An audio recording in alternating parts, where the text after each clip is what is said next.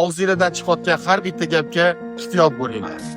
Hozir nega unaqa deyotganimni tushuntirib beraman. Bundan roporosi 2 yil oldin 2024-yil 19-may kuni sizlar biladigan Abuzar 5 kafesini ochishni boshlaganimdagi birinchi istoriyani ko'rib qoldim.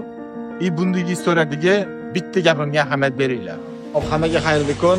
Kafe sifat bir choyxona ochish arafasidaman. Xudo xolisa bir juda ham chiroyli joy bo'ladi. Yengil qilish niyatdaman. Assalomu alaykum. Assalomu alaykum. Aka, yaxshimisiz? Siz o'msiz, charchayapsizmi? Rahmat. Keling, aka. Va.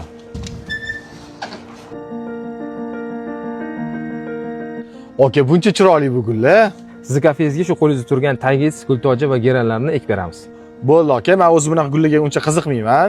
Ovqat qilish bo'lsa-ku qotiramiz, a? Shuning uchun bu mas'uliyatni sizlarga topshiraman.